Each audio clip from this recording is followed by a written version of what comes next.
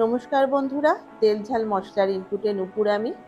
আজ চলে এসেছি কোনো রান্নার এপিসোড বা রান্নার ব্লগ না নিয়ে সোজাসুজি তোমাদের কাছে কিছু বিষয় নিয়ে কথা বলতে। তার ভেতরে বেশ কিছুদিন আগে একটি ব্লগেই বোধহয় আমি বলছিলাম যে আমি একটু গুড প্যারেন্টিং নিয়ে কথা বলতে চাই তোমাদের সাথে। না, আমি কিন্তু কোনো সাইকোলজিস্টও নই বা ওরকম কিছু নই। আমার ব্যক্তিগত অভিজ্ঞতা বা পারিপার্শ্বিক বিভিন্ন কিছু দেখে কয়েকটা সেমিনারও আমি অ্যাটেন্ড করেছি। তো সেইসব জায়গা থেকেও আমি অনেক কিছু শিখেছি। তো ভেবেছি একটু তোমাদের সঙ্গেও আমি শেয়ার করব।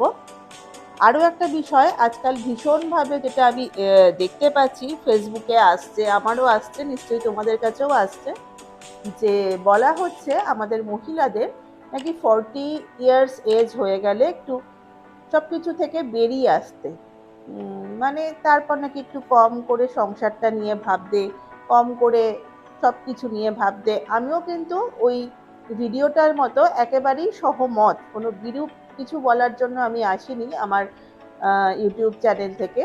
তবে আমার যেটা ব্যক্তিগত আহ, মানে অভিজ্ঞতা সেটা আমি শেয়ার করছি, যে আজকে ধরুন আমার 40 ইয়ার্স এর বার্থডে, কালকে থেকে বা আজকে সকাল থেকেই কি আমি পারবো ছাড়তে চাইলে সবকিছু ছেড়ে দিতে?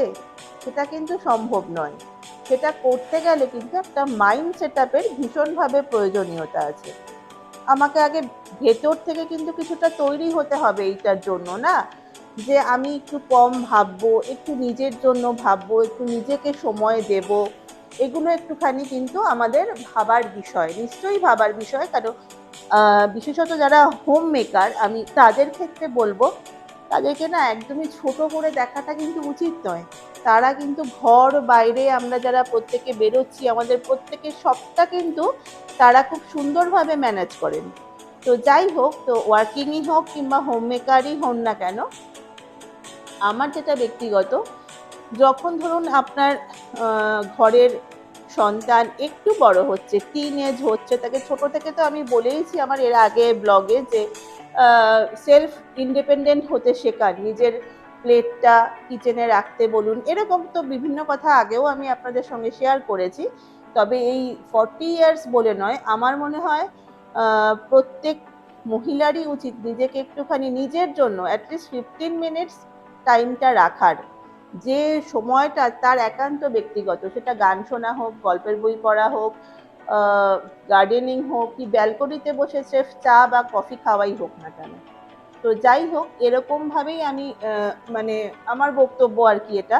তবে ভিডিওটা আমারও বেশ ভালো লেগেছে, সেটা আমি এক বাক্যে স্বীকার করছি। আর যেটা বলার আছে আমার গুড প্যারেন্টিং নিয়ে, দেখুন আজকাল না আমরা বড্ড বেশি বিনিময় কোথায় আমাদের বাচ্চাদেরকে বড় করে তুলছি। প্রতি মুহূর্তেই আমরা বলছি, তুমি যদি এটা ভালো করো তাহলে তোমাকে ওটা কিনে দেবো, তুমি ওটা কিনতে চেয়েছিলে বা ওই জিনিসটা তুমি চেয়েছো, সেটা আমি তোমাকে অবশ্যই দেব, তুমি যদি এইটা করো, ড্রয়িং ক্লাসে তুমি খুব ভালো পারফর্ম করো, স্কুলে তুমি ভীষণ ভালো ক্লাস টেস্টে রেজাল্ট আনো, কি তোমার হাফ ইয়ারলি অ্যানুয়ালিতে তুমি ভালো মার্কস করো, তাহলে তোমাকে আমি কিন্তু ক্যারাটে ক্লাসটা জয়েন করাবো, তাহলে তোমাকে কিন্তু আমি একটা পুরো প্লে জোন তোমার রুমে আমি বানিয়ে দেব। তো একটা কথা মনে করে দেখুন তো, আপনার আমার ছোটবেলায় আমাদের বাবা মারা বলতো, কখনো বলেছে? আমার তো মনে হয় না আমাদের জেনারেশন যারা, তারা এই কথাটা শুনে বড় হয়েছে। ইনফ্যাক্ট পরিষ্কার কথা ছিল, পড়তে বসবি কিনা বল, নাহলে শটাশট দুঘা পিঠের ওপর পড়লো। আমি বলছি না বাচ্চার পিঠের ওপর দুঘা দিন, একদমই বলছি না। আমি আমাদের ছোটবেলাটা আপনাদের সঙ্গে শেয়ার করছি। আপনারও ছোটবেলাটা কিন্তু এরকমই ছিল, যেখানে কোনো বিনিময় প্রথা কিন্তু আমাদের বাবা মা আমাদের মধ্যে চালু করেনি। আমি কিন্তু কোনোদিনও, আমি, আমার ভাই বোন, আমার বন্ধু বান্ধব যারা আমার সমসাময়িক সমবয়সী, তাদের প্রত্যেকের কিন্তু ছোটবেলার গল্পটা এটাই ছিল। আমি সেটার মানে এটা বলতে চাইছি যে বাচ্চার পিঠে এখন আপনি দুঘা দিয়ে দিন, একেবারেই না। আমাদের পরিস্থিতি, সময় সবকিছু বদলে গেছে, চিন্তাধারা, মানসিকতা। আমার বক্তব্য, বাচ্চাটিকে এটা শেখান যে তুমি ভালো রেজাল্ট করলে তুমি বড় হয়ে অনেক ভালো কিছু অ্যাচিভ করতে পারবে। সেখানে এই বিনিময় প্রথাটা যদি না থাকে না, তাহলে আমার মনে হয় অনেক বেশি ভালো হয়।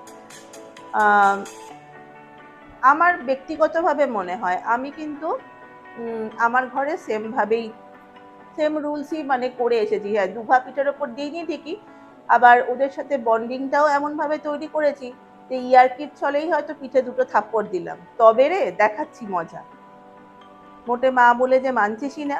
কেন, আমার দুটো ছেলে অনেক বড়, একজন 19, একজন 26, কাজেই বুঝতেই পারছেন।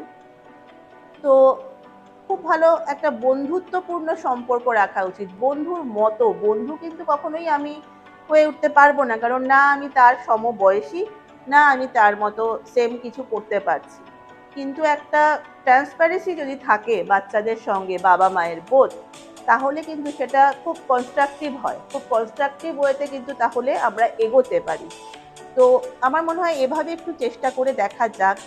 আরও একটা কথা, আমি পয়লা বৈশাখের যে মহাভোজ থালিটা শেয়ার করেছি, সেদিনকেও ছোট্ট করে একটা কথা আমি আপনাদের সঙ্গে শেয়ার করেছি যে মুখের ওপর না নাটা কাউকে বলা উচিত নয়।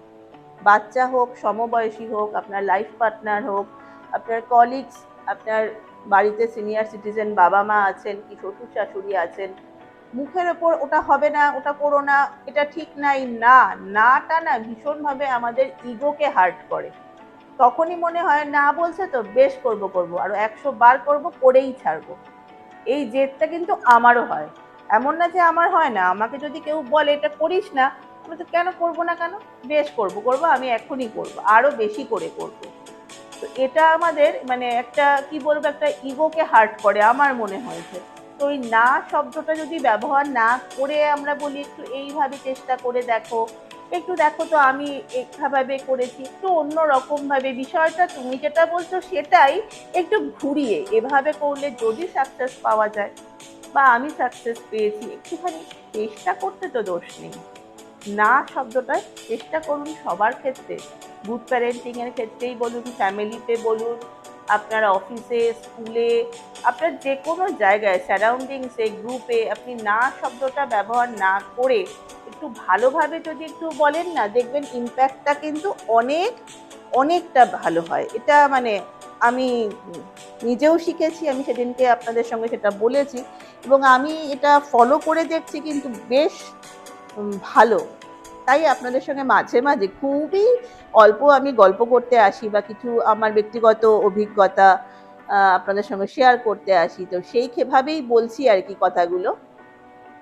তো এরকম একটা ব্যাপার আরও আজকালকার দিনে আমি দেখেছি যে, আমি নাম বলছি না, বাট বেশ নামকরা একটা স্কুলের একটি বাচ্চা, এবং সে যথেষ্ট স্ট্যান্ডার্ড ফ্যামিলি থেকে বিলং করে, তার বাড়িতে কোনো কিছুরই তার মানে নেই, এই ব্যাপারটা নেই, সে পড়াশোনাতেও বাচ্চাটি বেশ ভালো। কিন্তু আজকাল না আমাদের একটা সেতুটা ভীষণ অভাব, একটা যে ব্রিজ হওয়া উচিত সেটার এত অভাব। মানে আমি জাস্ট বিষয়টা যখন জানতে পারি, আমি জাস্ট মানে বিশ্বাস করুন পুরো অবাক। বাচ্চাটির বাবা মা খুবই ভালো, যথেষ্ট, দুজনে জব করেন, খুব ভালো। যেটা হলো, বাচ্চাটি প্রতিদিনই ক্লাসে তার কোনো ফ্রেন্ডসের নয় টিফিন খেয়ে নিচ্ছে, নয় পেন্সিল চুরি করে নিচ্ছে, নয় কিছু একটা নষ্ট করে, মানে কোনো না কোনো পার্টিকুলার একটা বন্ধুর ক্ষেত্রে নয়, মানে ও বিভিন্নভাবে করছে। তো একদিনকে প্রিন্সিপাল ম্যাম ওর প্যারেন্টসকে কল করলেন, করে ডাকলেন। তো প্রথমেই বাচ্চাটির মাকে বোধহয় ফোন করা হয়েছিল, তো উনি খুব ওরিড, কি হয়েছে, কিছু অসুস্থ হয়েছে না, না না কিছু হয়নি, নাথিং সিরিয়াস, আপনি একটু আসুন কাইন্ডলি স্কুলে। তো মা এসেছে, বাবাও এসেছে। তখন প্রিন্সিপাল ম্যাম এই ঘটনাটি ওনাদেরকে বলে। ওনারা তো টু মাচ শকড, এটা মানে ওনার ফ্যামিলিতে এটা কেন হবে। পরে যেটা জানা গেল, বাচ্চাটিকে বাবা বা মা প্রচুর কিছু অ্যাক্টিভিটিসে দিয়েছেন, প্রচুর, তার সারা বাড়ি ভর্তি জিনিস নেই, মানে হেন জিনিস নেই যে তার বাচ্চাটির রুমে নেই, যেটা কিন্তু সেই বয়সে তার না হলেও চলে। কিন্তু যেটা নেই বাচ্চাটির কাছে সেটা কি বলুন তো, বাবা মার সঙ্গ। বাবা মাকে বাচ্চাটি একেবারেই পায় না। বাড়ি ফিরেও বাবা মা ব্যস্ত, নয় মোবাইলে, নয় বিভিন্নভাবে। বাচ্চাটির সঙ্গে যে কিছুক্ষণ সময় কাটাতে হবে, উচিত, ভীষণ উচিত, সেই সময়টি বাচ্চাটি পায় না তার বাবা মার কাছে। সো অ্যাটেনশন গ্রো করবার জন্য বাচ্চাটি এই পদ্ধতিটি অবলম্বন করেছে। দিনের পর দিন যদি একটা ভালো বাচ্চা এরকম কিছু স্কুলে অ্যাক্টিভিটিস করে, তো অবশ্যই তার প্যারেন্টসকে কল করা হবে। বাচ্চাটি একটু অ্যাটেনশন পাবে। একটু অ্যাটেনশন পাওয়ার জন্য বাচ্চাটি এইরকম একটা কাজ করে বসেছে। ভাবুন তো, সত্যিই কি এটা কাম্য? তার থেকে যদি রোজ বাচ্চাদের সঙ্গে, ছোট হোক বড় হোক, টিনেজার্স হোক, আমরা একটু সময় কাটাই, ক্ষতি কি? ক্ষতি আছে কি? একটু ভেবে দেখার বিষয় নয় কি এটা? ভীষণ ভেবে দেখার সময়। ছোটবেলা থেকে একটা বন্ডিং তৈরি করুন। স্কুল, পেরেন্টস আর এই বাচ্চা, এটার কিন্তু একটা ব্রিজ হতে লাগে। তবেই কিন্তু খুব ভালোভাবে আপনার সন্তান বড় হয়ে উঠবে, সমস্ত পরিস্থিতি সে মোকাবেলা করতে শিখবে। আজকাল কটা বাড়িতে দাদু, দিদা বা ঠাকুমা, ঠাকুরদার সঙ্গে বাচ্চা থাকে, যেটা বিভিন্ন কারণে, এটা নিয়ে আমি কোনো ইস্যুস তৈরি করতে চাইছি না, কিন্তু আমি বলছি আপনারা বাবা মায়েরাই বাচ্চাদেরকে টাইম দিন। কিছু না, ওই স্কুলে থেকে ঢুকলেই যেটা আমরা নর্মাল প্রশ্ন করে থাকি সাধারণত, যারা আমরা বাড়িতে থাকি বাবা মা বা ওয়ার্কিং মায়েরা বাবারাও ফিরে, স্কুলে কি পড়া হলো, স্কুলে অমুক হোমওয়ার্কটা হয়েছে নাকি, ক্লাস টেস্টে কত নাম্বার পেয়েছো, ব্যাস চ্যাপ্টার ক্লোজ। এবার আপনি ডিনার সার্ভ করছেন বা করছেন না, ডাইনিং টেবিলে খাবার রয়েছে, সবাই যে যার মতো মোবাইলে ব্যস্ত, খেয়ে দিয়ে যে যার রুমে যেয়ে তাদের মতো করে টাইম কাটাচ্ছে। আপনি খুব ব্যস্ত, বিশ্বাস করুন, আমি সেটাই বিশ্বাস করি বর্তমান যুগে। কিন্তু ওই যদি আপনার ওইটুকু টাইমই থাকে যে ডাইনিং টেবিলেই আপনার সময়টা কাটছে, তখন মোবাইলটা একটু অফ রাখা যায়। চেষ্টা করলেই কিন্তু আমরা পারি। আর সন্তান আমাদের কাছে অত্যন্ত প্রিয়। এর চেয়ে আর কিছু হতে পারে না ধনী জিনিস। আমার মনে হয় সন্তান কিন্তু আমাদের সম্পদ। তাদেরকে নিয়ে আমরা গর্ব করতে পারি। প্রত্যেকটা ঘরে প্রত্যেকটা বাচ্চাই কিন্তু খুব আদরের, তাই না?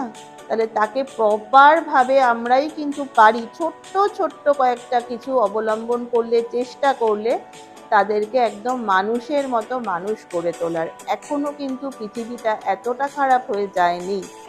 একটু এদিক ওদিক হলেই কিন্তু আমরা বন্ধু সার্কেলকে দোষ দিই, আমরা পরিবেশকে দোষ দিই। আমরা বাবা মায়েরা কতটা করছি বলুন তো? করছি কি? কি জানি, আমার তো তাই মনে হয়। প্রতিদিন বাচ্চা স্কুল থেকে এলে, একটু টিনেজের বাচ্চাদেরই দেখবেন হঠাৎ করে এসে হয়তো ধড়াম করে রুমের দরজাটা বন্ধ করে দিল, আমি খাবো না, খিদে পাইনি তো, বিরক্ত করো না। তখনই তাকে বিরক্ত নাই বা করলেন, খিদে তো তার অবশ্যই পেয়েছে। একদিন যদি টাইমে না খেয়ে 15 মিনিট আধ ঘন্টা বাদে বাচ্চাটি নিজে দরজা খুলে ঠিকই বেরোবে, যদি আপনার সঙ্গে সেই প্রপার বন্ডিং তার থাকে। তখন সেই প্রসঙ্গে তাকে বিরক্ত করলেন না, সেও কিন্তু একটা আলাদা মানুষ তৈরি হচ্ছে। তারও মনের ভেতরে কিছু তোলপাড়, কিছু এদিক ওদিক হয়, আমাদের যেমন বড়দের হয়, ছোটদেরও হয়। তারা নির্দ্বিধায় এসে আপনাকে বলবে, যদি আপনি সেই সম্পর্কটা তৈরি করতে পারেন। আর তখন সে যতটাই আপনাকে ভুল বলুক, হয়তো বাচ্চাটি ভুল, তাকে বোঝাবেন অনেক পরে। তাকে আগে গায়ে মাথায় হাত বুলিয়ে তার হাত পাটা সে পরিষ্কার করুক সাবান দিয়ে, সে কিছু একটু খাক। ভাত খেতে ইচ্ছে করছে না আজকে, খাবো না, নাই খেলো একদিন ভাত, সারা বছর তো খাচ্ছে। একদিন একটু আপনি ঘরে কিছু মুখরোচক খাবার তাকে ভালো করে বানিয়ে দিন, দেখবেন তার মনটা এমনিই ভালো হয়ে যাবে। সে যে একটা মন খারাপ নিয়ে বা কিছু একটা অ্যাংজাইটি নিয়ে এসেছে তো স্কুল থেকে বা কলেজ থেকে বা প্রেস থেকে, ছোট বাচ্চারা সেই মুহূর্তে তাকে ওই বিষয়টা নিয়ে ঘাটাঘাটি বিরক্ত না করে তাকে আগে ফ্রেশ হতে দিন। তার গায়ে মাথায় একটু হাত বুলিয়ে তাকে একটু আদর করে দিন। সে একটু মন থেকে বুঝুক যে তার মা বা বাবা যিনি বাড়িতে আছেন, দাদু ঠাকুমা হতে পারে, যে কেউ যিনি বাড়িতে তার নিজের মানুষ আছেন, সে তাকে মন থেকে ভালোবাসে। তাকে সবসময় ডিস্টার্ব সেই মুহূর্তে করাটা মনে হয় ঠিক নয়। কিছু সময় যাক, সে নিজে থেকেই এসে আপনাকে বলবে, জানো তো আজকে এটা হয়েছে ওটা হয়েছে, আমার খুব মুডটা অফ ছিল। একটু চেষ্টা করে দেখুন না। আপনিও ভালো থাকবেন, আপনার অ্যাংজাইটি লেভেলও অনেকখানি কমে যাবে, বাচ্চাটিও খুব ভালোভাবে স্বতঃস্ফূর্তভাবে বড় হয়ে উঠবে, প্রকৃত মনের একটা মানুষ হয়ে উঠবে।